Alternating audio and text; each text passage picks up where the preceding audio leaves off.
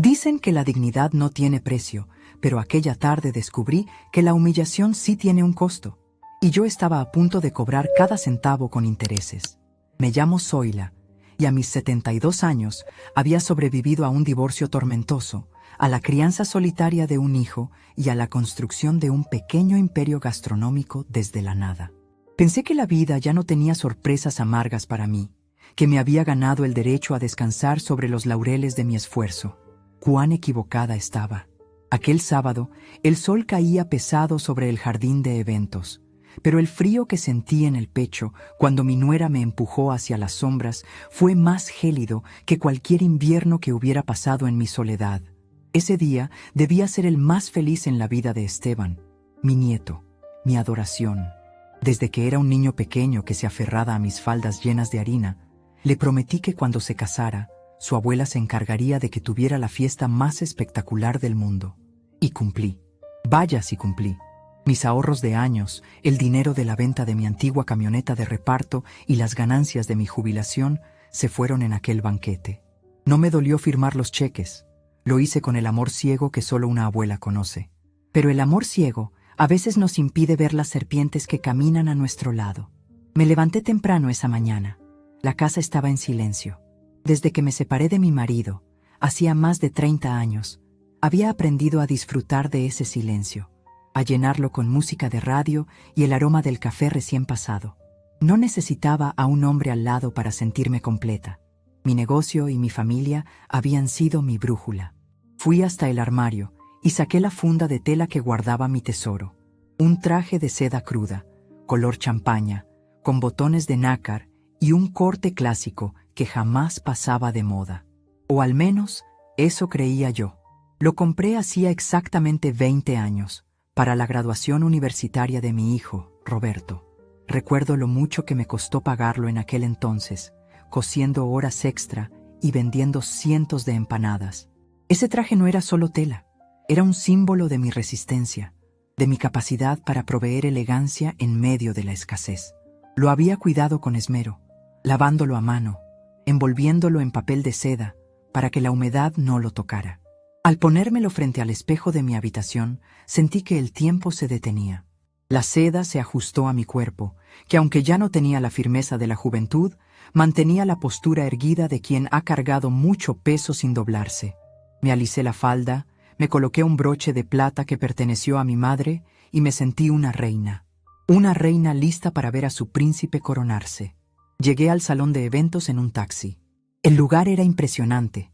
Un jardín inmenso con carpas blancas, arreglos florales que costaban una fortuna y una orquesta de cuerdas que afinaba sus instrumentos. Todo aquello lo había pagado yo. Cada flor, cada silla, cada copa de cristal fino. Roberto, mi hijo, me había agradecido con un abrazo rápido semanas atrás, siempre con esa mirada evasiva que tenía cuando su esposa, Lorena, estaba cerca. Lorena.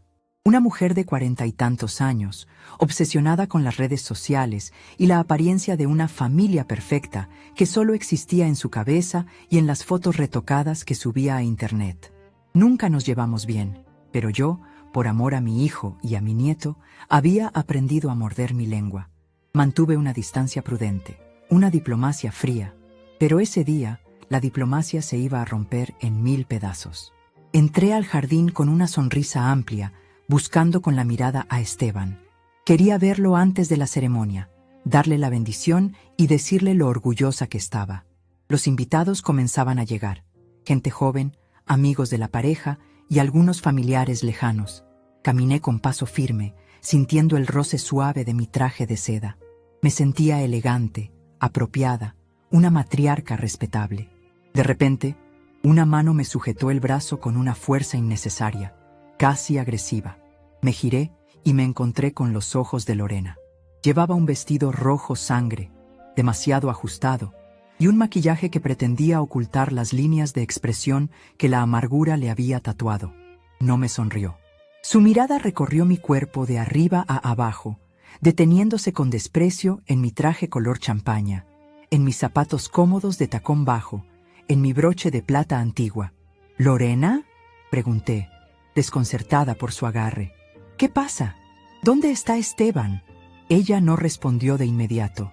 Miró a los lados, como cerciorándose de que nadie importante nos estuviera observando, y me arrastró, literalmente me arrastró, hacia un rincón apartado, detrás de una columna decorada con hiedra, lejos de la entrada principal, donde el fotógrafo estaba capturando la llegada de los invitados. ¿Se puede saber qué traes puesto, Zoila?, susurró, pero su susurro era como el siseo de una víbora. ¿Qué es eso? ¿El disfraz de una película de terror de los años 90? Sentí como si me hubieran dado una bofetada. Mi mano fue instintivamente a los botones de nácar de mi chaqueta. «Es mi traje de seda», respondí, tratando de mantener la voz firme, aunque el corazón me galopaba. «Es un traje fino, Lorena. Me lo puse para la graduación de Roberto y...» «Exacto», me cortó con los ojos desorbitados. «Hace 20 años. Huele a viejo, Zoila. Huele a naftalina y a pobreza». «No huele a nada», me defendí, sintiendo el calor subir a mis mejillas. «Lo mandé a la tintorería la semana pasada. Es seda pura, no es ningún trapo. Es un trapo para esta boda», sentenció ella, acercando su rostro al mío. Podía oler su perfume caro y dulzón, una fragancia que mareaba. «Escúchame bien. Esta boda va a salir en las historias de Instagram de gente muy influyente. Mis amigas, las compañeras del club, los socios de Roberto, todos van a ver las fotos. No puedo permitir que tú, con esa facha de anciana quedada en el tiempo, arruines la estética que tanto me costó planear». «¿La estética que tanto te costó planear?», repetí, sintiendo una punzada de incredulidad. «Lorena, yo pagué por esta estética. Yo pagué por las flores, por la música, por la comida. El dinero no compra el buen gusto, Zoila», me espetó, clavándome el dedo índice en el hombro. «Y tú eres la prueba viviente. Mira ese color, te hace ver muerta. Y ese broche, por Dios, parece sacado de una venta de garaje». Miré hacia el salón principal. A lo lejos vi a Roberto, mi hijo. Estaba saludando a unos invitados, riendo, con una copa en la mano. Quise gritarle, llamarlo, pedirle que pusiera a su mujer en su sitio, pero algo me detuvo. Una vieja costumbre de no causar escándalos, de no arruinar el momento de mi nieto. Roberto nunca me había defendido. Desde que se casó con ella, se había vuelto un hombre pequeño, un satélite que giraba alrededor de los caprichos de Lorena. Si lo llamaba, él probablemente bajaría la cabeza y me pediría que comprendiera a su esposa, que estaba nerviosa por la boda. «Quiero ver a mi nieto», dije, tratando de rodearla. Lorena se interpuso en mi camino, bloqueándome el paso con su cuerpo. «Ni se te ocurra», dijo, y esta vez su voz fue una orden militar. «Esteban está ocupado, y no voy a dejar que te pares a su lado en el altar con esa ropa. Arruinarías las fotos oficiales. Esas fotos son para siempre, Zoila. ¿Quieres que tu nieto se avergüence cada vez que abra su álbum de bodas y vea a su abuela vestida como una indigente?» La palabra indigente resonó en mi cabeza. Yo, que había trabajado 18 horas diarias durante años para que a ellos no les faltara nada. Yo, que les había prestado dinero para la entrada de su casa, dinero que jamás me devolvieron. Yo, que estaba pagando el banquete de lujo que se serviría en unas horas. «¿Qué quieres que haga entonces?», pregunté, con la voz quebrada. La dignidad luchaba con las lágrimas que amenazaban con salir. Lorena señaló hacia una puerta lateral de servicio, una puerta batiente de metal por donde entraban y salían los meseros con bandejas. «Vete a la cocina», dijo, sin un ápice de remordimiento. «Quédate ahí. Los cocineros te conocen, ¿no? Al fin y al cabo, de ahí vienes. Te sentirás como en casa entre las ollas y la grasa. Cuando empiece la fiesta, te buscaré un rincón oscuro en alguna mesa del fondo, donde no salgas en los videos. Pero durante la ceremonia y las fotos oficiales, te quiero invisible. ¿Entendiste? Invisible». Me quedé paralizada. El dolor era físico. Era un dolor agudo en el centro del pecho, como si me hubieran arrancado el corazón y lo hubieran pisoteado con sus tacones de aguja. Miré mi vestido. De pronto, ya no me parecía elegante. Sus palabras habían logrado que viera manchas donde no las había, que sintiera que la seda era arpillera. Me sentí pequeña, vieja, inútil. «Mamá, por favor, no me hagas llamar a seguridad», añadió Lorena, viendo que no me movía. «Sería un bochorno para Esteban. Hazlo por él, por él». Siempre usaban a Esteban como escudo. Sabían que mi amor por ese muchacho era mi punto débil. Está bien, susurré. Mi voz sonó ajena, lejana. Buena chica, dijo ella, con una sonrisa triunfal que me heló la sangre. Me dio unas palmaditas condescendientes en el brazo, como se le hace a un perro obediente. Ahora ve, y no salgas hasta que yo te avise. Me di la vuelta. Mis piernas temblaban mientras caminaba hacia la puerta de servicio. Sentía las miradas de algunos invitados que llegaban, pero no me atrevía a levantar la vista. La vergüenza me quemaba la cara. Entré por la puerta batiente y el ruido elegante del jardín se apagó, reemplazado por el estruendo de los platos, las órdenes gritadas y el olor intenso a especias y carne asada. La cocina era un caos organizado. Había al menos 20 personas corriendo de un lado a otro. El calor era sofocante, un contraste brutal con la brisa fresca del jardín. Me pegué a la pared, tratando de no estorbar. «¡Doña Zoila!», exclamó una voz grave. Era Jacinto, el jefe de meseros, un hombre con el que había trabajado hace años, cuando yo todavía tenía mi negocio de catering. Él conocía mi historia, sabía quién era yo. Me miró con los ojos muy abiertos, observando mi traje de fiesta en medio de aquel ajetreo industrial. «Doña Zoila, ¿qué hace usted aquí?», preguntó, acercándose y limpiándose las manos en el delantal. «Debería estar afuera, en la mesa principal. Hoy es la boda de su nieto, ¿no?». No pude responder.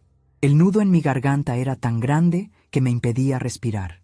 Jacinto vio mi cara, vio mis ojos cristalizados y entendió que algo terrible había pasado. Con una delicadeza que no esperaba, me trajo una silla de plástico. «Siéntese un momento, doña. ¿Le traigo un vaso de agua?». Me dejé caer en la silla. Desde mi posición podía ver a través de la pequeña ventana circular de la puerta batiente. Vi a Lorena riendo, acomodando el velo de la novia, posando para las cámaras. Vi a mi hijo Roberto sirviéndose otra copa, ajeno a que su madre había sido desterrada como una apestada. Y pensé en Esteban. ¿Sabía él lo que estaba pasando? ¿O también se avergonzaba de mí? Miré mi vestido de nuevo. Toqué la seda. Recordé el día que lo compré. Recordé la sensación de triunfo al ver a mi hijo graduarse. Recordé cada sacrificio. «Tus trapos arruinarán las fotos», había dicho ella. «Vete a la cocina, de ahí vienes». Sí, de ahí venía, de la cocina, del trabajo duro, del fuego y el esfuerzo. Lorena pensaba que eso era un insulto, pero en ese momento, rodeada de vapores y de gente trabajadora, me di cuenta de algo. La cocina no era mi vergüenza, era mi reino. Y en mi reino, yo tenía el poder. El dolor comenzó a transformarse. La tristeza, densa y pesada, empezó a hervir hasta convertirse en algo más volátil, más peligroso: indignación. Una furia fría y calculadora se apoderó de mí. Me había humillado, me había escondido, me había tratado como a una sirvienta en la fiesta que yo misma había financiado. Recordé el contrato del buffet. Lo había firmado yo. El cheque salía de mi cuenta. El dueño de la empresa de banquetes, el señor Ferrero, era un viejo amigo y colega. Él solo respondía ante quien pagaba la factura. Levanté la vista. Jacinto me miraba con preocupación. «¿Está bien, doña Zoila?», preguntó de nuevo. Respiré hondo. El olor a filet mignon, en salsa de hongos, inundaba el aire. Era el plato más caro del menú. Lorena había insistido en ello, diciendo que el pollo era de gente común. «Jacinto», dije. Mi voz ya no temblaba. Sonaba seca, dura como una piedra. «Préstame tu teléfono, por favor». Dejé el mío en el bolso y no quiero buscarlo. «Claro, doña». Me extendió el aparato. Mis dedos marcaron el número de la oficina central de banquetes. Un número que sabía de memoria. Mientras el tono de llamada sonaba, miré una vez más por la ventanilla. Lorena estaba brindando con champán. Se veía tan segura, tan intocable. Creía que me había vencido, que me quedaría llorando en un rincón entre las ollas sucias hasta que ella decidiera que era hora de sacarme. «¿Banquetería Ferrero?», dije cuando contestaron. «Habla Zoila. Pásame con el gerente inmediatamente. Es una emergencia». Hubo una pausa y luego la voz de Ferrero al otro lado. «Zoila, qué gusto. ¿Cómo va todo por allá? Me dicen que el montaje quedó precioso». «Escúchame bien, Ricardo», le corté, sin tiempo para cortesías. Sentí cómo la adrenalina recorría mis venas, borrando el cansancio y la edad. Necesito que des una orden ahora mismo a tu equipo aquí en la boda de mi nieto. Claro, mujer, lo que necesites. ¿Falta hielo? ¿Más vino? No, dije mirando fijamente a los meseros que preparaban las bandejas de entrada. Quiero que paren todo. ¿Cómo? No te entiendo. Que paren el servicio, Ricardo. Absolutamente todo. Que los meseros no saquen ni una sola copa más, ni un solo canapé, y que el jefe de cocina apague los hornos. Zoila, ¿te sientes bien? Su voz sonaba alarmada. La recepción está por comenzar. Si paramos ahora, la comida se echará a perder. Los invitados. Sé perfectamente lo que pasará, respondí, y una sonrisa amarga, casi cruel, se dibujó en mis labios. Pero resulta que según mi nuera, mi presencia y mi dinero huelen a pobreza. Así que he decidido llevarme mi pobreza a otra parte. Y eso incluye el banquete que pagué. Zoila, esto es un contrato grande. Es mi contrato, Ricardo. Y si sale un solo plato más de esta cocina sin mi autorización, demando a tu empresa por incumplimiento. Yo pagué, yo mando. ¿Estamos claros? Hubo un silencio al otro lado de la línea. Luego, un suspiro resignado. Tú mandas, Zoila. Llamo al capitán de meseros ahora mismo. Colgué el teléfono y se lo devolví a Jacinto. Él me miraba con una mezcla de terror y admiración. Doña, ¿qué hizo? Me puse de pie. Me alicé el vestido de seda champaña. Ya no me parecía un trapo viejo. Ahora me parecía una armadura. Lo que debía hacer hace mucho tiempo, Jacinto, dije, caminando hacia la salida trasera de la cocina, lejos de la fiesta, lejos de la humillación. Acabo de enseñarles que no se muerde la mano que te da de comer. Salí al aire libre, por la parte de atrás del recinto. No me iba a quedar a ver el espectáculo inicial. No necesitaba verlo. Sabía exactamente lo que iba a pasar cuando los 200 invitados de Alcurnia se sentaran a las mesas y los platos llegaran vacíos. Me sentía extrañamente liviana, como si me hubiera quitado 20 años de encima. La lágrima que había estado a punto de caer se secó antes de tocar mi mejilla. La guerra había comenzado, y Lorena acababa de cometer el error de su vida: subestimar a la mujer que construyó un imperio con un horno y 2 manos. El trayecto en el taxi de regreso a mi casa fue, paradójicamente, uno de los momentos más tranquilos que había vivido en años. Mientras el vehículo se alejaba del salón de eventos, dejando atrás la música de cuerdas y el murmullo de la falsedad, sentí que el aire entraba de nuevo en mis pulmones. El conductor, un hombre mayor de bigote canoso, me miró por el espejo retrovisor un par de veces, quizás extrañado de ver a una mujer vestida de gala abandonando una fiesta a las 2 de la tarde, con los ojos secos y la mandíbula apretada. No me preguntó nada, y se lo agradecí en silencio. Al llegar a mi casa, esa pequeña fortaleza de ladrillo y enredaderas que construí con tanto sacrificio, pagué el viaje y bajé con la cabeza alta. Nadie me veía. La calle estaba desierta, pero la dignidad no es un espectáculo para el público, es una postura ante la vida. Abrí la reja, caminé por el sendero de piedras y entré en mi santuario. El olor a cera para pisos y lavanda me recibió como un abrazo antiguo. Allí no había nueras que me miraran con asco, ni hijos que agacharan la cabeza por cobardía. Allí yo era Zoila, la dueña de mi destino. Me quité los zapatos en la entrada. Mis pies, hinchados por el estrés y el calzado, agradecieron el contacto con la madera fría del suelo. Caminé hasta mi habitación, pero no me quité el vestido. Me paré frente al espejo de cuerpo entero, ese mismo espejo que horas antes me había devuelto la imagen de una abuela ilusionada. Ahora me devolvía el reflejo de una mujer herida, sí, pero no derrotada. Toqué la seda champaña. Lorena tenía razón en una sola cosa. Este vestido tenía historia, pero no era historia de pobreza, era historia de guerra. Y yo acababa de entrar en una nueva batalla. La tristeza inicial, esa que me había doblado en la cocina del salón, se había evaporado por completo. En su lugar quedó un vacío frío, clínico, analítico. Durante años había operado bajo la lógica del corazón: perdonar los desplantes de Lorena para ver a mis nietos, prestar dinero a Roberto sin pedir recibos para que no se sintiera menos hombre, pagar lujos que no me correspondían solo para comprar un poco de paz familiar. ¿Se acabó? dije en voz alta. Mi voz rebotó en las paredes de la habitación vacía. Fui a la cocina, me serví una copa de vino tinto de una botella que guardaba para ocasiones especiales y me dirigí a mi despacho. Era una habitación pequeña al fondo de la casa, donde todavía conservaba el viejo escritorio de roble desde el cual había dirigido mi negocio de catering durante décadas. Allí estaban mis libros de contabilidad, mis facturas y una caja fuerte de metal gris empotrada en la pared, oculta tras un cuadro de paisajes andinos. Me senté en la silla giratoria de cuero, que crujió bajo mi peso como un viejo amigo saludando. Bebí un sorbo largo de vino y comencé a pensar. Necesitaba entender la magnitud de mi estupidez. Necesitaba ver, en blanco y negro, cuánto me había costado mantener la ficción de que éramos una familia unida. Giré la perilla de la caja fuerte. Derecha, izquierda, derecha. El clic metálico sonó como el martillo de un juez. La puerta pesada se abrió y reveló el archivo de mi vida. Había escrituras, pólizas de seguro y al fondo una carpeta de acordeón de color azul oscuro, bastante gruesa, etiquetada simplemente con el nombre Roberto. Saqué la carpeta y la puse sobre el escritorio. El polvo bailó en el rayo de luz que entraba por la ventana.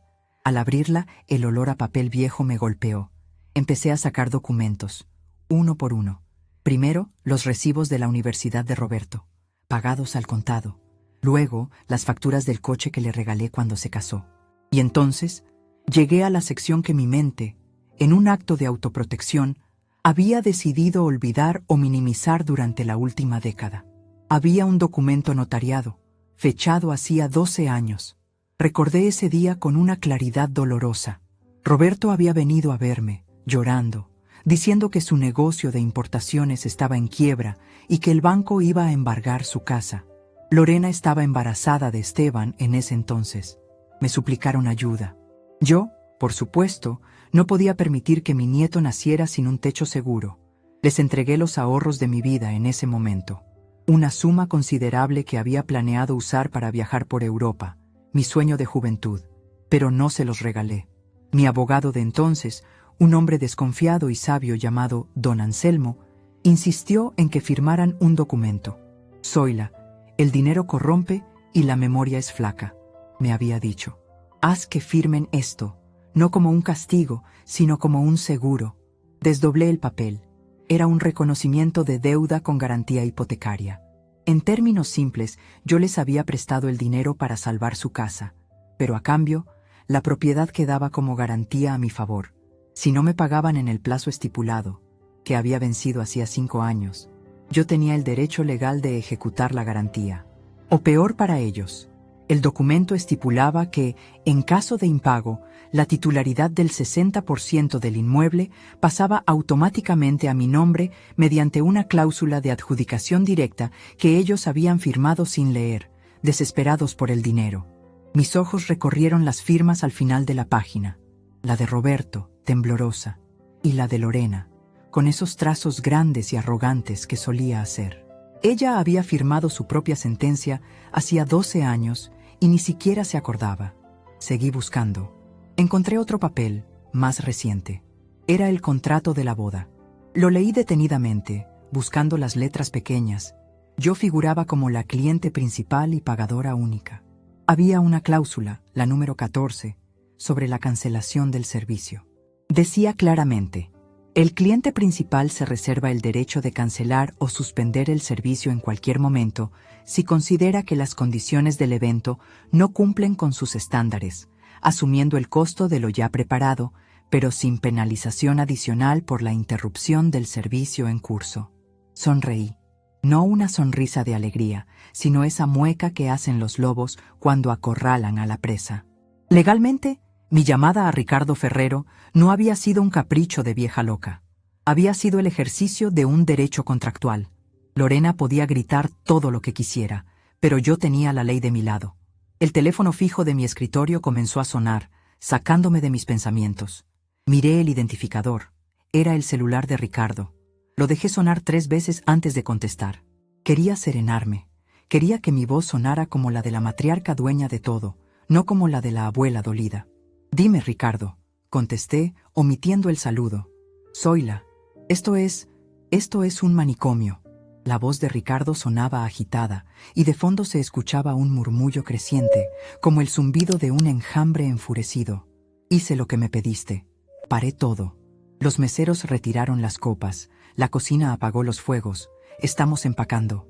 ¿Y la reacción?, pregunté, recostándome en la silla y girando el documento de la hipoteca entre mis dedos. Lorena está histérica. Está gritándole a mis empleados, amenazando con llamar a la policía. Dice que le robamos. Tu hijo Roberto está tratando de calmarla, pero ella le dio una bofetada delante de todos. Zoila. Una bofetada. Sentí una punzada de dolor por mi hijo, pero la aplasté rápidamente. Él eligió a su compañera. Él eligió su silencio. ¿Y Esteban?, pregunté con un hilo de preocupación. El chico está sentado en la mesa principal, con la cabeza entre las manos. La novia está llorando. Zoila, ¿estás segura de que quieres mantener esto? La gente tiene hambre. Hay rumores de que la empresa de catering quebró en medio de la fiesta. Me estás haciendo quedar mal a mí también, aunque entiendo tu punto. Ricardo, tú tienes tu pago completo asegurado. Te transferí el resto ayer, ¿recuerdas?, dije con firmeza. No te preocupes por tu reputación. Mañana mismo me encargaré de que todos sepan que Banquetes Ferrero es impecable y que solo seguía órdenes de la dueña del contrato. Di que fue un problema de falta de fondos autorizados por la familia. Eso los confundirá más. ¿Falta de fondos? Pero si está pagado. Exacto. Pero ellos no lo saben. Deja que piensen que el cheque rebotó. Deja que sientan la vergüenza de la pobreza que tanto desprecian. Ricardo soltó una risita nerviosa. Eres terrible, Zoila. Nunca te había visto así. Yo tampoco, Ricardo. Yo tampoco. Colgué el teléfono. La satisfacción fue efímera. Sabía que esto era solo el comienzo. Lorena vendría por mí. Roberto vendría por mí. Vendrían a mi casa a exigir explicaciones, a gritar, a intentar hacerme sentir culpable por arruinar el día más importante. Pero ya no tenía miedo. Miré la carpeta azul. Ahí estaba mi poder redescubierto. Durante años pensé que mi único poder era el amor incondicional, la capacidad de dar y perdonar. ¡Qué error tan grande!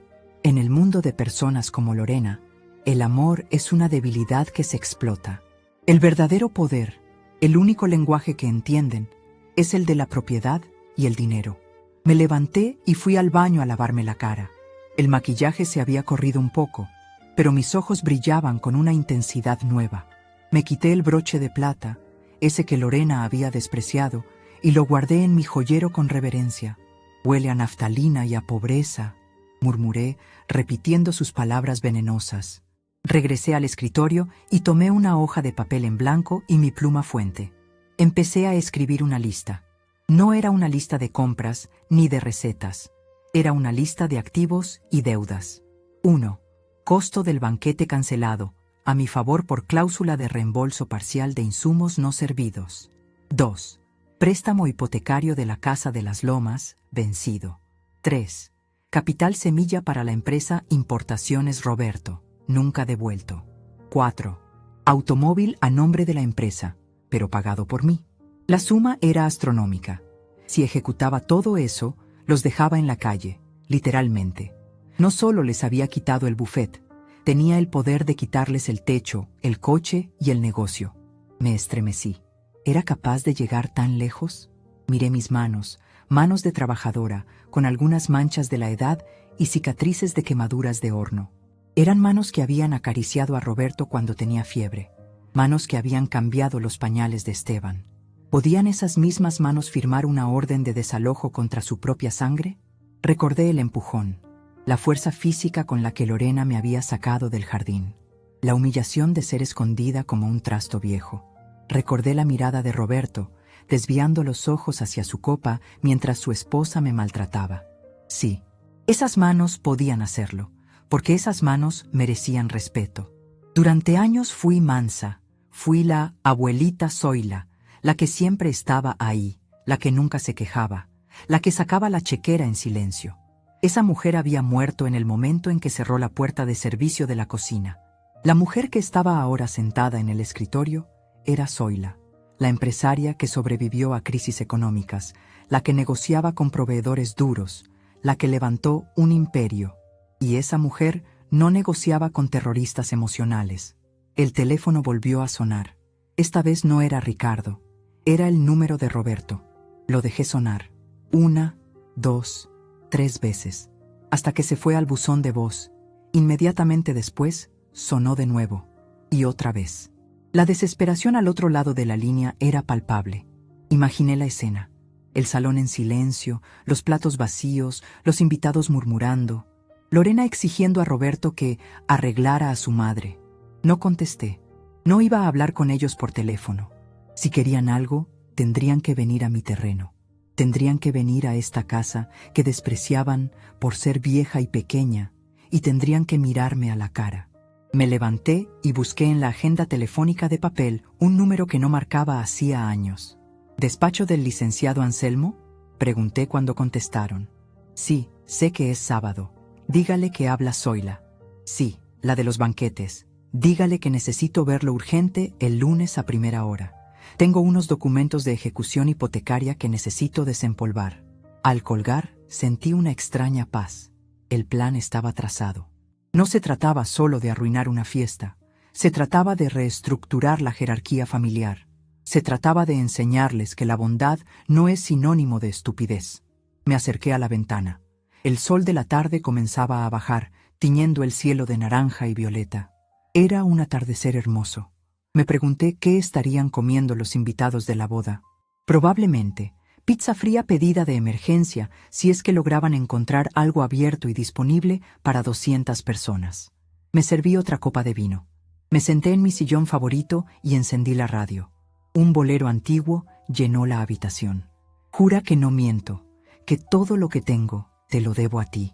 La ironía de la canción me hizo soltar una carcajada breve y seca. Todo lo que tenían me lo debían a mí. Y había llegado la hora de cobrar. La indigente estaba a punto de convertirse en la dueña del banco. Esperé pacientemente. Sabía que no tardarían en llegar. Escucharía el motor del coche de Roberto en cualquier momento. Y cuando cruzaran esa puerta, se encontrarían con un muro de hormigón armado vestido de seda. El silencio en mi casa era denso, casi masticable, como el aire antes de una tormenta eléctrica. Desde mi sillón, con la copa de vino ya vacía descansando sobre la mesa auxiliar, escuché el rugido inconfundible del motor del coche de mi hijo. No era un sonido de llegada tranquila, era el frenazo brusco, el rechinar de neumáticos contra el asfalto que delataba una furia incontenible. Miré el reloj de pared, ese viejo péndulo que había marcado los ritmos de mi vida durante 40 años. Eran las 3:30 de la tarde. Habían tardado menos de lo que calculé. El hambre y la vergüenza son motores rápidos, pensé, alisando una arruga inexistente en mi falda de seda. No me moví.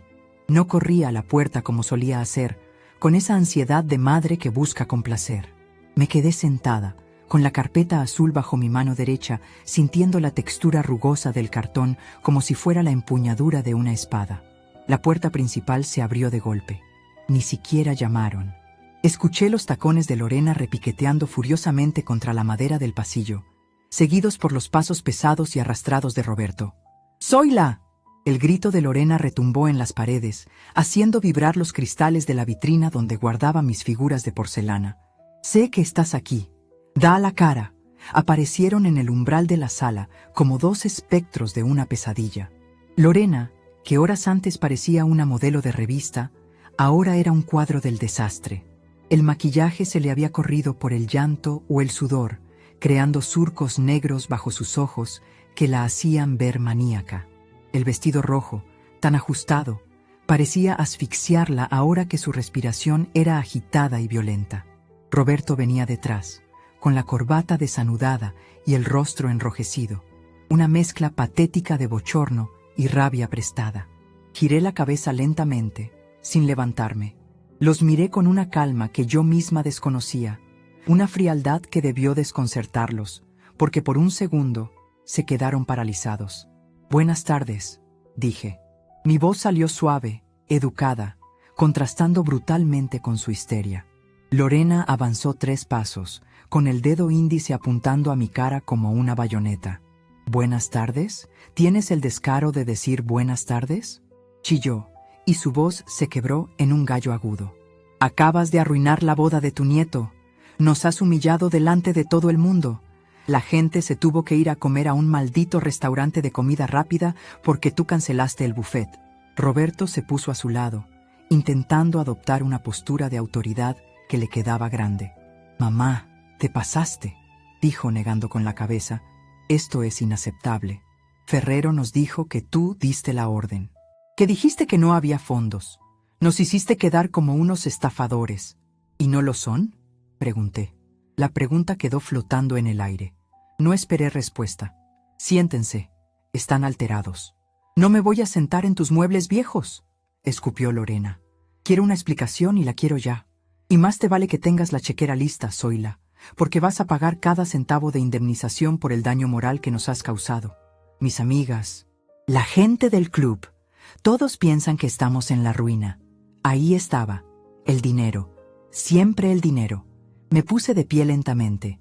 Mis rodillas crujieron levemente, pero mi espalda se mantuvo recta. Caminé hacia el aparador y tomé la botella de vino. Les ofrecí lo mejor que tenía, dije sirviéndome un poco más, ignorando deliberadamente sus vasos vacíos. Pagué cada flor, cada plato, cada músico. Pero tú, Lorena, fuiste muy clara. Dijiste que mis trapos olían a pobreza. Dijiste que arruinaban la estética. Me giré para encararla. Sus ojos echaban chispas, pero vi un destello de duda cuando sostuve su mirada sin pestañear. Solo seguí tus instrucciones, continué, con una suavidad letal. Si mi presencia huele a pobreza, entonces mi dinero también debe oler a lo mismo. No quise ofender tu olfato refinado con un banquete pagado con billetes de una vieja cocinera. Así que me llevé mi pobreza conmigo. ¿No es eso lo que querías? ¿Limpieza visual? Lorena boqueó, buscando aire como un pez fuera del agua. Su rostro pasó del rojo al morado. «Eres una resentida», gritó. «Lo hiciste por maldad. Sabías que no teníamos cómo pagar a otro proveedor en ese momento». «Exacto», admití, y bebí un sorbo de vino. Sabía que no tenían dinero, porque el dinero que tienen se lo gastan en apariencias, no en realidades. Roberto dio un paso adelante, con las manos en los bolsillos, en ese gesto defensivo que tenía desde niño cuando lo atrapaba en una mentira. «Mamá, por favor, Esteban está destrozado. Se fue con la novia al hotel, ni siquiera quiso venir. ¿Cómo pudiste hacerle esto a él? Él te adora». Sentí una punzada en el corazón al mencionar a Esteban, pero la ahogué rápidamente. Esteban era un buen chico, pero también era un hombre de 25 años que había permitido que su madre me empujara a una cocina. El silencio también es complicidad. Esteban sobrevivirá, dije secamente. Aprenderá que las acciones tienen consecuencias. Una lección que ustedes dos, al parecer, se saltaron en la escuela de la vida. Lorena comenzó a caminar de un lado a otro de la sala, tocando mis cosas con desprecio, como si buscara algo que romper. «Esto no se va a quedar así», murmuró, hablando más para sí misma que para mí. «Voy a demandarte. Voy a decir que estás senil, que perdiste la cabeza. Incapacidad mental. Roberto, llama al abogado mañana. Tu madre no puede administrar su dinero si hace estas locuras». Sonreí, una sonrisa pequeña, casi imperceptible. Estaban cayendo en la trampa con una facilidad pasmosa. Estaban amenazando a la única persona que sostenía el techo sobre sus cabezas. «¿Incapacidad mental?», repetí, regresando a mi sillón y tomando la carpeta azul. Interesante teoría, Lorena. Aunque creo que un juez encontraría muy lúcida mi decisión de cancelar un servicio que yo misma contraté. Cláusula 14 del contrato. La leí esta mañana. Me importa un bledo el contrato. Lorena se detuvo frente a mí, con las manos en las caderas. «Escúchame bien, anciana. Vas a arreglar esto. Vas a transferirnos ahora mismo $50,000 para cubrir los gastos de la nueva recepción que haremos la próxima semana. Y vas a pedir perdón públicamente. Si no lo haces, te juro que no vuelves a ver a tus nietos. Nunca más». La amenaza final. La carta que siempre jugaban. El chantaje emocional. En otro tiempo, esa frase me habría hecho llorar. Me habría hecho sacar la chequera con manos temblorosas. Pero esa tarde solo sentí asco. Un asco profundo y visceral. Miré a Roberto. Esperaba que él dijera algo. Que le dijera a su mujer: «Basta, no puedes hablarle así a mi madre». Pero Roberto miraba el suelo, estudiando el patrón de la alfombra persa como si fuera lo más interesante del mundo. Su cobardía era más dolorosa que la maldad de Lorena. ¿$50,000? Pregunté, fingiendo considerar la cifra. Es mucho dinero.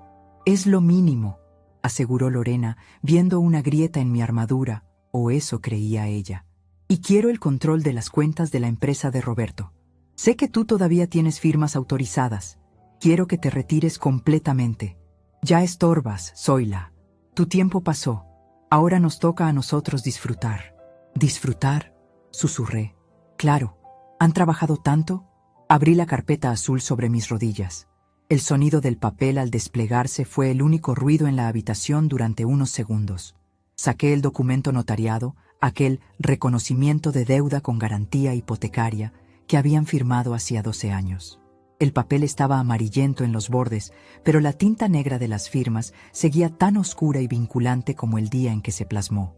Roberto, dije ignorando a Lorena, ¿te acuerdas de este papel? Mi hijo levantó la vista. Entrecerró los ojos, tratando de reconocer el documento desde la distancia. ¿Qué es eso?, pregunté con desgana. Acércate, le ordené. Fue una orden suave, pero cargada de una autoridad que lo hizo obedecer instintivamente. Se acercó y tomó el papel. Lo leyó. Vi cómo el color abandonaba su rostro gradualmente, dejándolo pálido como la cera. Sus manos empezaron a temblar. «Mamá, esto es viejo», balbuceó. «Esto fue cuando lo de la importadora». «¿Qué es?», exigió saber Lorena, arrebatándole el papel de las manos. Sus ojos escanearon el texto con avidez, buscando cifras, pero se toparon con términos legales. ¿Hipoteca? ¿Qué significa esto? Significa, expliqué, cruzando las piernas y acomodándome en el sillón como un juez en su estrado, que la casa donde viven, esa casa preciosa en las lomas con piscina y jardín que tanto presumes en Instagram, no es de ustedes, es mía. ¡Mentira!, gritó Lorena. La compramos nosotros, pagamos la hipoteca del banco hace años. Pagaron al banco con mi dinero, corregí, endureciendo la voz. Yo les presté el capital para liquidar la deuda bancaria cuando iban a perderlo todo. Y firmaron esto, una garantía. Si no me pagaban en 7 años, la casa pasaba a ser mía. Han pasado 12, Lorena. 5 años de gracia.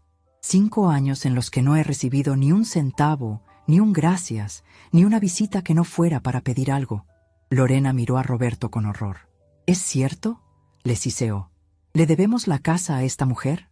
Roberto asintió, derrotado. Se suponía que era un formalismo, Lore. Mamá dijo que era por seguridad. Nunca pensé que... Un formalismo. Me reí, una risa seca y sin alegría. Sí, Roberto, un formalismo que hoy he decidido hacer efectivo. Me levanté y caminé hacia la ventana. El sol ya se estaba poniendo, proyectando sombras largas en el jardín. Me sentía poderosa, pero también infinitamente triste. Era el poder del verdugo que debe ejecutar a quien alguna vez amó. «Ustedes vinieron aquí a exigirme dinero», dije, dándoles la espalda. «Vinieron a insultarme en mi propia casa, a llamarme vieja, a decirme que estorbo. Vinieron a amenazarme con quitarme a mis nietos. Pues bien, he escuchado suficiente». Me giré hacia ellos. Lorena seguía sosteniendo el papel como si quemara. Ya no gritaba. El miedo había empezado a filtrarse en su rabia, enfriándola. «Tienen 2 opciones», dije, levantando 2 dedos. Opción 1. Se largan de mi casa ahora mismo.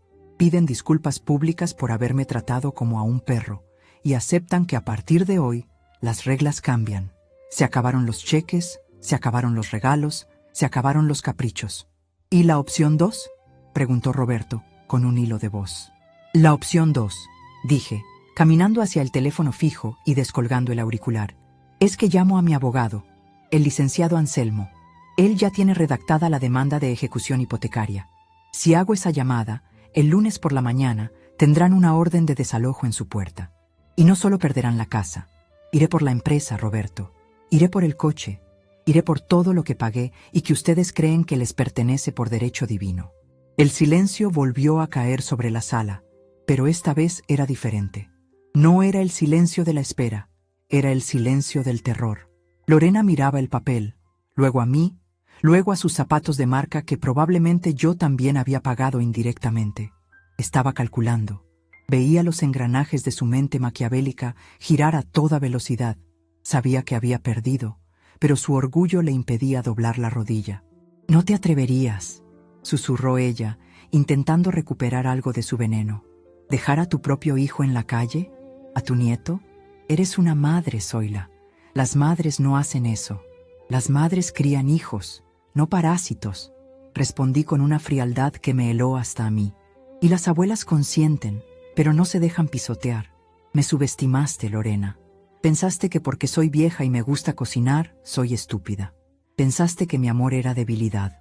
Di un paso hacia ella, invadiendo su espacio personal por primera vez.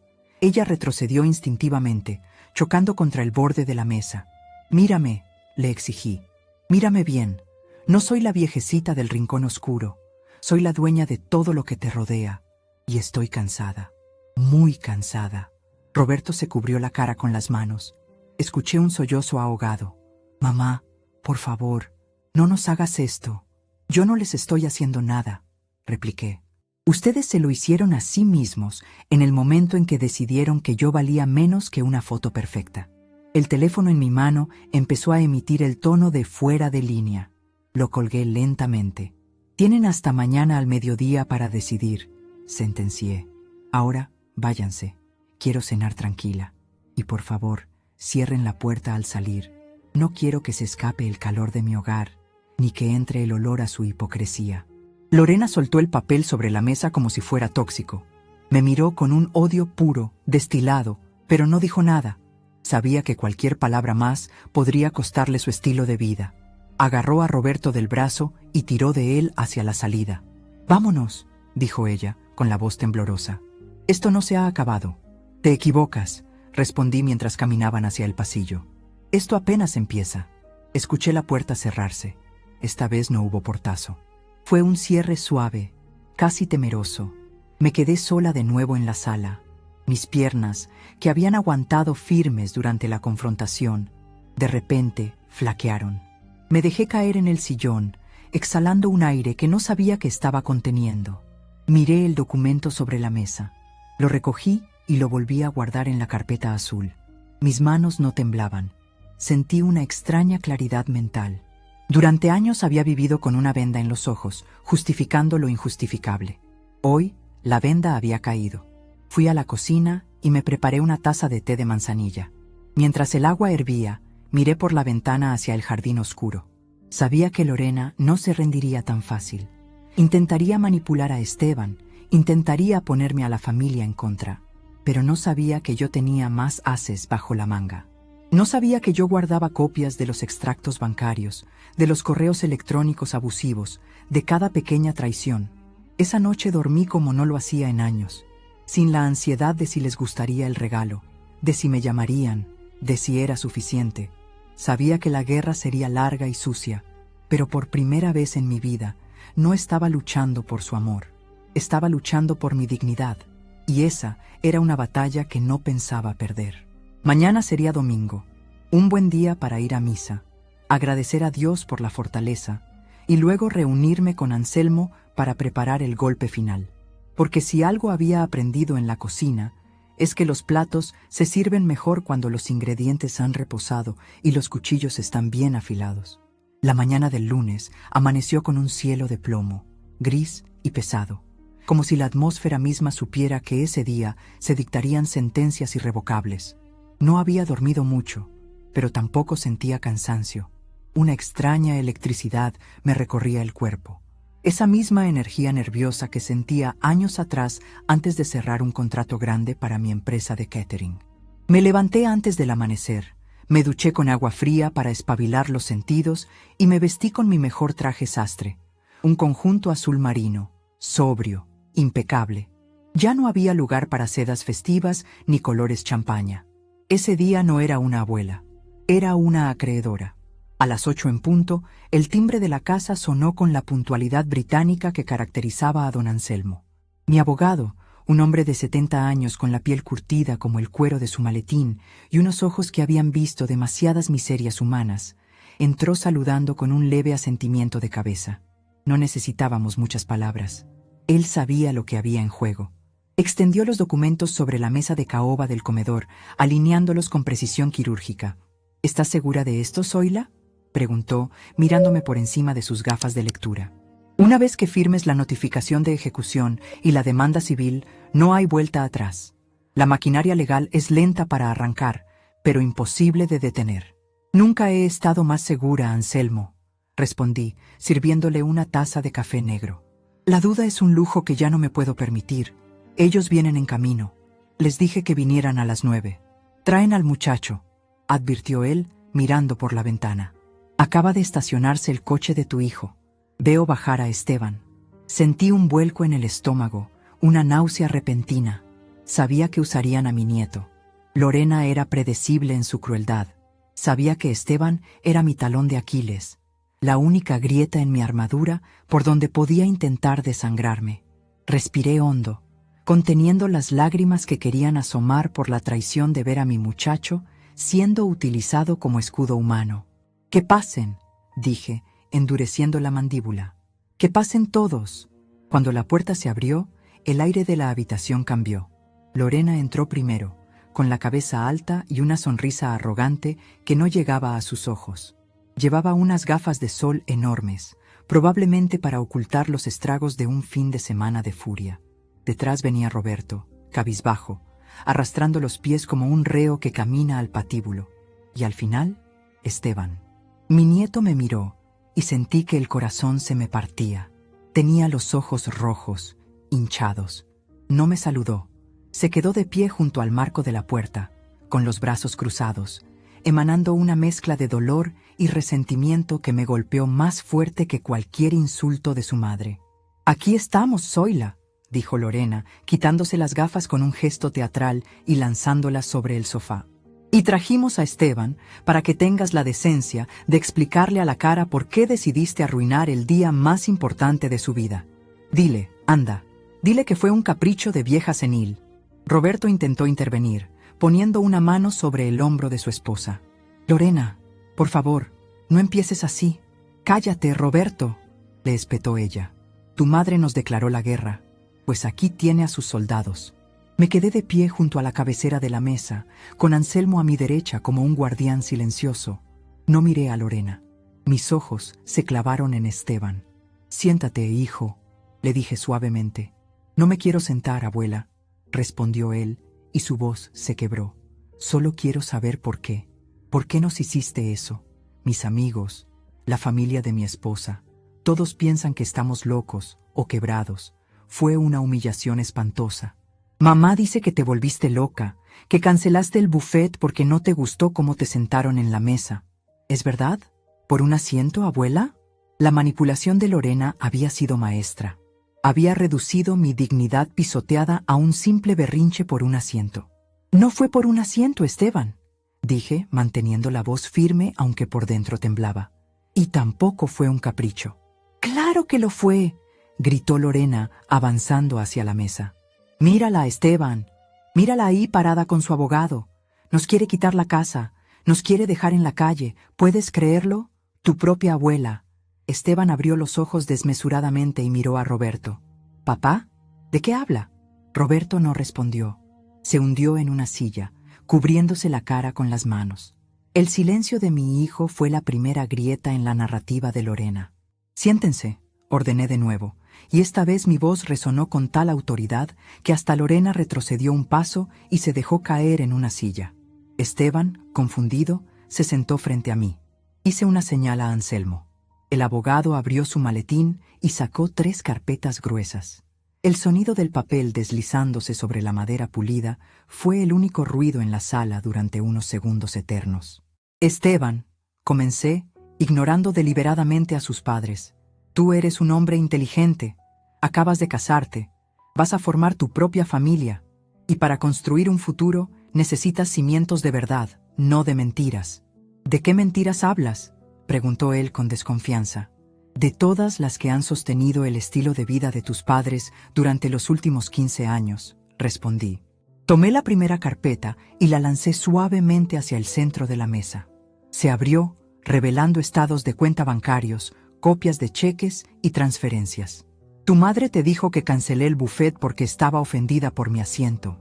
La verdad es que tu madre, minutos antes de la ceremonia, me arrastró a un rincón, me dijo que mi vestido de seda, ese que compré con tanto esfuerzo, olía a pobreza y a naftalina, y me obligó a esconderme en la cocina de servicio. Me dijo que mis trapos arruinarían tus fotos. Esteban palideció, miró a su madre. «¿Mamá? ¿Hiciste eso?» «Lo hice por ti», se defendió Lorena chillando. «Esa mujer iba vestida ridícula. Iba a salir en el video oficial. Solo le pedí que fuera discreta. Me dijiste que me fuera a la cocina porque de ahí venía». La corté con frialdad. «Y tenías razón, Lorena. Vengo de la cocina. Y como dueña de la cocina y pagadora única del banquete, decidí que si mi presencia era una vergüenza, mi dinero también debía serlo». «Pero arruinaste mi boda», insistió Esteban, aunque su tono ya no era de acusación, sino de dolor. «No, hijo. Tu madre arruinó tu boda al priorizar la estética de Instagram sobre la dignidad de tu abuela. Yo solo retiré mi financiación». Lorena golpeó la mesa con el puño. «Ya basta de historias tristes», bramó. «Vinimos a arreglar lo de la casa. Dile a este abogado que rompa esos papeles o te juro que...» ¿Qué, Lorena?», la interrumpí, levantándome lentamente. «¿Qué más me vas a quitar? ¿El saludo? ¿Las visitas? Ya no me queda nada que perder, querida. Pero ustedes tienen mucho que perder». Anselmo empujó la segunda carpeta hacia Roberto. «Señor Roberto», dijo el abogado con su voz rasposa, «este es el requerimiento notarial de pago inmediato de la deuda contraída hace 12 años, más los intereses moratorios acumulados. El monto total asciende a $340,000. Roberto levantó la cabeza, pálido como un cadáver. «No tenemos ese dinero, Anselmo. ¿Lo sabes?» «Lo sé», dijo el abogado. «Por eso, conforme a la cláusula quinta del contrato de reconocimiento de deuda que usted y su esposa firmaron libremente, mi cliente, la señora Zoila, ha decidido ejecutar la garantía». «¿Qué garantía?», preguntó Esteban, mirando los papeles con horror.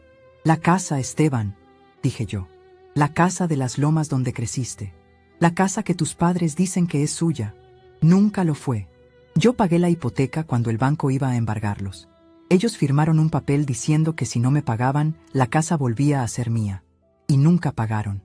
Ni un centavo». Lorena se puso de pie de un salto, con los ojos desorbitados. Parecía una fiera acorralada. «¡Es una trampa!», gritó señalándome. «Nos engañaste. Dijiste que era para ayudarnos». «Y los ayudé», respondí, implacable. «Vivieron 12 años gratis en una mansión.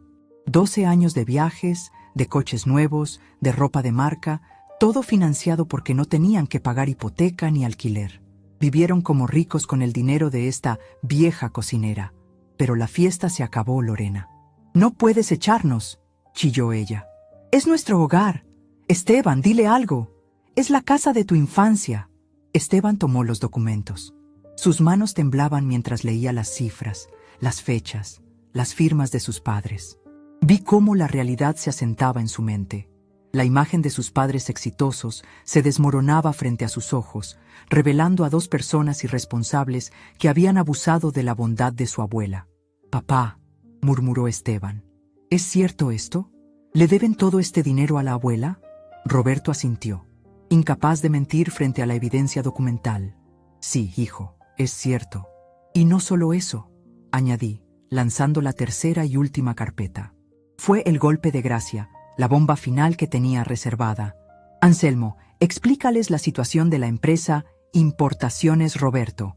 Anselmo se ajustó las gafas y leyó con tono monótono.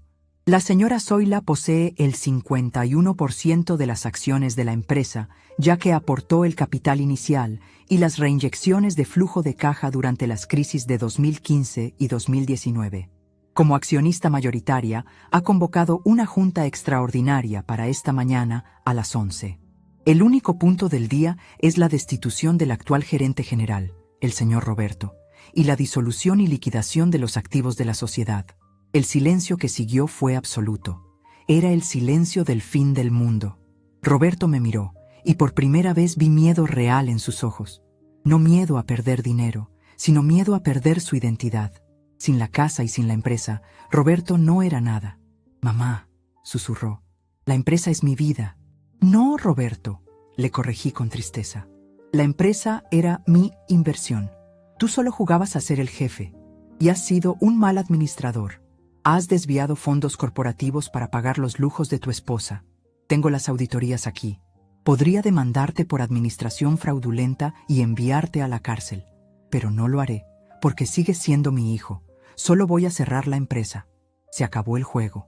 Lorena se dejó caer en la silla de nuevo, completamente derrotada. Su rostro, antes lleno de furia, ahora era una máscara de incredulidad. Se dio cuenta de que había empujado demasiado fuerte y la pared se le había caído encima. Había despertado a un gigante dormido. Esteban, dije, volviendo mi atención a mi nieto, que miraba la mesa como si estuviera viendo un accidente de tráfico. Lamento que te enteres así, pero no voy a permitir que sigan viviendo de mi sangre mientras me escupen la cara. Esteban se levantó lentamente, miró a su madre, luego a su padre. Había decepción en su mirada, una decepción profunda y dolorosa que cambia a las personas para siempre. Me dijiste que la abuela estaba loca, mamá, dijo Esteban con la voz ronca. Me dijiste que nos odiaba, pero resulta que ustedes le han estado robando durante años. No es robo, es familia, intentó justificar Lorena, pero su voz era un hilo débil. No, la cortó Esteban. Familia es lo que la abuela hizo por nosotros. Esto es parasitismo. Esteban se giró hacia mí. Sus ojos se llenaron de lágrimas, pero esta vez eran lágrimas de vergüenza propia. Se acercó y me tomó las manos, esas manos viejas y manchadas que Lorena despreciaba. Perdóname, abuela, dijo, y se le quebró la voz. Perdóname por no haberte buscado en la cocina. Perdóname por haber creído sus mentiras. Soy un idiota. No eres un idiota, mi amor, le dije, acariciando su mejilla y sintiendo que por fin recuperaba algo de lo que había perdido. Solo eres joven y confiaste en tus padres. Eso es natural. Miré a Roberto y a Lorena. Estaban destruidos. La arrogancia se había evaporado, dejando solo la cruda realidad de su fracaso. Tienen 30 días para desalojar la casa, anunció Anselmo, cerrando su maletín con un chasquido definitivo. Es un plazo generoso, considerando las circunstancias. La notificación oficial les llegará mañana. Les sugiero que empiecen a empacar. Lorena levantó la vista. Tenía el rímel corrido por toda la cara. Parecía un payaso triste. ¿A dónde vamos a ir?, preguntó, y por primera vez en años, su voz sonaba humana, asustada. A trabajar, Lorena, respondí, mirándola fijamente a los ojos. Van a ir a trabajar, como hice yo a los 20, a los 30, a los 40 y a los 70 años. Quizás así aprendas que el dinero no huele a pobreza ni a naftalina. El dinero huele a sudor, y el sudor dignifica. Roberto se levantó tambaleándose, intentó acercarse a mí, quizás para pedir clemencia, pero Esteban se interpuso en su camino. Vámonos, papá, dijo Esteban con firmeza. Ya han hecho suficiente daño por hoy. Hijo, vámonos, repitió Esteban. Luego me miró. Te llamaré luego, abuela. Vendré solo, sin ellos, asentí. Ver a mi nieto tomar las riendas, ver cómo se desmarcaba de la toxicidad de sus padres, fue mi mayor victoria. No necesitaba la casa, no necesitaba la empresa. Necesitaba saber que no había perdido a mi nieto. Salieron de mi casa en silencio. Ya no había portazos, ni gritos, ni amenazas. Solo el sonido de unos pasos derrotados arrastrándose hacia la salida. Cuando la puerta se cerró tras ellos, sentí que un peso de toneladas se levantaba de mis hombros. Anselmo se quitó las gafas y las limpió con un pañuelo. «Ha sido brutal, Zoila», comentó, «pero necesario. Como una cirugía, Anselmo», dije, caminando hacia la ventana para ver cómo el coche se alejaba. «Hay que cortar la carne para sacar la infección». Me quedé allí, viendo cómo el vehículo desaparecía en la curva de la calle. Me dolía el alma, sí. Ninguna madre quiere ver caer a su hijo. Pero mientras veía el sol intentar abrirse paso entre las nubes grises, supe que había hecho lo correcto. Había recuperado mi vida. Había recuperado mi respeto. Y lo más importante, había enseñado una lección que valía más que cualquier banquete de bodas. La vieja de los trapos acababa de demostrar que la tela de su dignidad era irrompible. Los días que siguieron a aquel lunes fatídico en mi comedor no fueron fáciles, pero tuvieron una cualidad que no había sentido en décadas: la verdad. El aire en mi casa, antes cargado de expectativas ajenas y silencios comprados, se volvió ligero, casi transparente. Cumplí mi promesa y Anselmo cumplió con su deber. No hubo marcha atrás.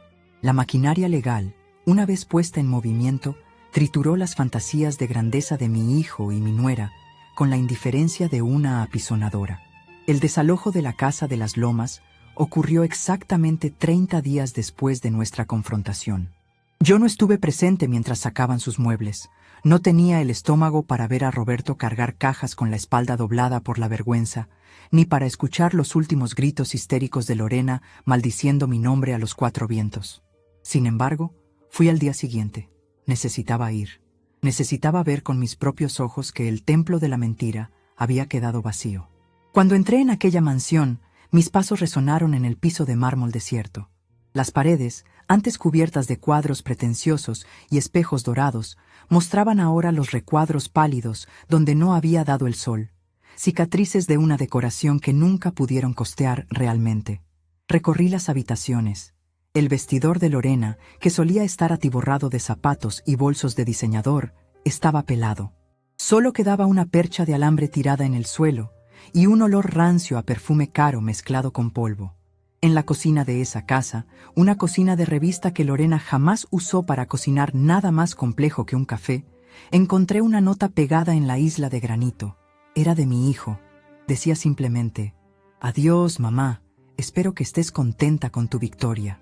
Arranqué el papel y lo arrugué en mi puño. No estaba contenta. Ninguna madre celebra la caída de su hijo, pero sentí una paz profunda, inquebrantable. No era una victoria sobre ellos, era una victoria sobre mi propia ceguera. Había dejado de financiar su autodestrucción. Había cerrado el grifo que alimentaba su soberbia. La venta de la propiedad fue rápida. El mercado inmobiliario estaba hambriento y la ubicación era privilegiada. Con el dinero de la venta, liquidé las deudas pendientes de la empresa de Roberto antes de disolverla definitivamente. No quería que mi apellido quedara manchado por bancarrotas fraudulentas. Pagué a los proveedores. Liquidé a los pocos empleados leales que quedaban con una indemnización justa y cerré las persianas de Importaciones Roberto para siempre. Fue como amputar un miembro gangrenado, doloroso al principio, pero vital para que el resto del cuerpo sobreviviera. Las consecuencias sociales para Lorena fueron devastadoras, tal como ella temía. En su mundo de plástico, la pobreza es la única lepra imperdonable. Cuando se corrió la voz de que habían perdido la casa y el negocio, y los rumores vuelan rápido cuando se tiene amigas como las suyas, el teléfono de Lorena dejó de sonar. Las invitaciones al club se evaporaron. Las mismas mujeres que posaban con ella en las fotos de Instagram la bloquearon sin piedad. Descubrió, de la manera más dura posible, que nadie la quería a ella. Querían su estatus, su acceso, su apariencia. Sin el escenario que yo pagaba, la actriz ya no tenía público. Supe, por medio de un antiguo conocido, que se mudaron a un departamento de 2 recámaras en una zona obrera de la ciudad, un lugar digno pero muy lejos del lujo al que estaban mal acostumbrados. Roberto consiguió trabajo como gerente de ventas en una empresa de repuestos automotrices. Un trabajo real, con horario, con un jefe que no era su madre y que le exigía resultados. Lorena, por su parte, tuvo que bajarse de sus tacones de aguja. La última vez que supe de ella, estaba trabajando en la recepción de una clínica estética, forzando sonrisas a clientas que sí podían pagar los tratamientos que ella ya no podía permitirse. La vida, con su ironía maestra, la había puesto a servir a quienes antes intentaba impresionar. Pero la verdadera transformación no ocurrió en ellos, sino en Esteban y en mí. Mi nieto cumplió su palabra. Se alejó de la toxicidad de sus padres con una madurez que me sorprendió. Su matrimonio, nacido bajo la sombra de aquel escándalo, sobrevivió milagrosamente, quizás porque su esposa, una chica llamada Camila, resultó ser mucho más sensata de lo que yo pensaba. Ella también estaba harta de las pretensiones de Lorena. Juntos, alquilaron un pequeño estudio y empezaron desde cero. Esteban vino a verme 2 semanas después del desalojo. Yo estaba en mi jardín, podando los rosales, cuando lo vi llegar. No traía el coche deportivo que su padre le prestaba, venía a pie, desde la parada del autobús. «Abuela», dijo, parándose al otro lado de la reja. Me quité los guantes de jardinería y le abrí. Nos abrazamos en silencio. Fue un abrazo largo, donde se dijeron todas las disculpas que las palabras no alcanzaban a cubrir. Renuncié al trabajo que me consiguió papá, me contó mientras tomábamos limonada en el porche. Era un puesto fantasma, abuela. Yo no hacía nada y cobraba un sueldo. Me daba vergüenza. Ahora estoy trabajando en un restaurante, en la zona administrativa. Estoy aprendiendo cómo se manejan los costos, los inventarios, el negocio real. Sonreí. La semilla había caído en tierra fértil después de todo. Eso me alegra, hijo. El trabajo honesto es la única almohada donde se duerme tranquilo. Quiero pedirte algo, dijo, mirándose las manos. No quiero dinero, no quiero préstamos, pero quiero saber si algún día podrías enseñarme tus recetas. Las de verdad, las que usaste para levantar tu negocio. Sentí una emoción cálida en el pecho. Las recetas no son un secreto de estado, Esteban. Claro que te las enseñaré, pero con una condición. Tú picas la cebolla. Él se rió, una risa limpia y joven. Trato hecho. A partir de ese día, mis domingos volvieron a tener vida. Esteban y Camila venían a comer, y mi cocina, antes solitaria, se llenaba de vapor, de olores a especias y de risas.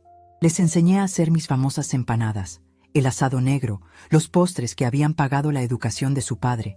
Recuperé a mi nieto, no con cheques, sino con harina y tiempo. Con el dinero recuperado de la ejecución hipotecaria y la venta de los activos, hice algo que debía haber hecho hacía 20 años. Fui a una agencia de viajes y compré un boleto de avión. Primera clase. Destino: Italia.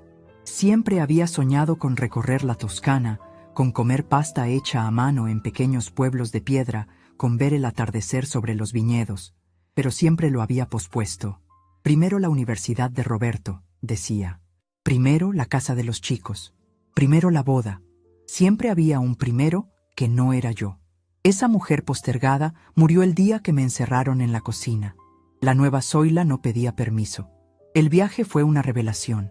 Caminé por las calles de Florencia con mis zapatos cómodos. Comí helado sin culpa y brindé con extraños en un idioma que apenas chapurreaba. Me sentí viva. Me sentí mujer, no solo madre o abuela. Me di cuenta de que la vida no se acaba a los 70. Se acaba cuando dejas de respetarte a ti misma. En una pequeña boutique de Roma vi un vestido. Era de seda azul profundo, elegante, con una caída perfecta. Entré y me lo probé. Me miré al espejo del probador. La seda no ocultaba mis arrugas ni la flacidez de mis brazos, pero resaltaba el brillo de mis ojos y la firmeza de mi postura. «Bellísima», dijo la vendedora. «¿Sí?», respondí en español, sonriéndole a mi reflejo. «Huele a libertad». Lo compré, no para una boda, no para impresionar a nadie. Lo compré para cenar sola esa noche en el mejor restaurante de la ciudad, celebrando mi propia compañía. Al regresar a mi casa, la encontré tal como la había dejado, pequeña, acogedora, mía. Ya no sentía la necesidad de llenarla con la presencia de quienes no me valoraban. La soledad, que antes me asustaba, se había convertido en una compañera de lujo, llena de libros, música y recuerdos de mi viaje. Roberto me llamó hace unos meses. Fue una llamada breve, tensa. Me dijo que Lorena lo había dejado. Al parecer, sin dinero y sin estatus, el amor de su vida no resistió la prueba de la realidad. Él estaba viviendo solo en un estudio, deprimido. Me pidió dinero, solo un poco para arrancar de nuevo. Respiré hondo. La vieja Zoila habría corrido al banco. La vieja Zoila habría pensado, pobrecito, está solo, es mi deber. Pero miré mis manos, esas manos que habían trabajado duro, que habían firmado la sentencia de mi liberación, y supe que ayudarlo sería volver a hundirlo. «No, Roberto», le dije con calma, «no te voy a dar dinero. Tienes salud, tienes trabajo y tienes 2 manos. Úsalas. Si quieres venir a comer un domingo, las puertas están abiertas. Habrá comida caliente, pero la chequera está cerrada para siempre». Él colgó sin despedirse. Me dolió, claro que me dolió. Pero el dolor de ver crecer a un hijo a los 50 años es un dolor necesario. Tal vez, ahora que estaba solo y sin red de seguridad, finalmente aprendería a caminar, y si no lo hacía, bueno, ya no era mi carga. Hoy, mientras escribo esto sentada en mi escritorio de roble, con una copa de Chianti que me traje de mi viaje y escuchando un viejo bolero en la radio, miro hacia atrás y no veo ruinas, veo cimientos. Tuve que demoler un edificio falso para encontrar el suelo firme que había debajo. Mi vestido de seda color champaña, aquel que desató la guerra, sigue colgado en mi armario. Lo mandé a lavar y lo cubrí con una funda nueva. Ya no me lo pongo. No necesito ponérmelo. Se ha convertido en algo más que una prenda de vestir. Es mi bandera, mi recordatorio, mi trofeo de guerra. Cada vez que abro el armario y veo el brillo nacarado de esa tela, recuerdo el momento exacto en que decidí que nadie, absolutamente nadie, tiene derecho a esconderme en una cocina. A las mujeres de mi edad, a las que han dado todo, a las que se han quitado el pan de la boca para dárselo a hijos ingratos, a las que temen ser una carga o una vergüenza, les digo esto: no sois invisibles. Vuestra historia, vuestras arrugas, vuestras manos gastadas, son el mapa de un tesoro que nadie tiene derecho a despreciar. No permitáis que os arrinconen. No permitáis que os digan que vuestro tiempo ya pasó o que vuestros gustos huelen a naftalina. El respeto no se pide, se impone. Y a veces, para que te vean, tienes que estar dispuesta a desaparecer y llevarte tu luz contigo. Yo pagué un precio alto por mi dignidad. Perdí la ilusión de una familia perfecta. Perdí la cercanía cotidiana con mi hijo, pero recuperé algo mucho más valioso.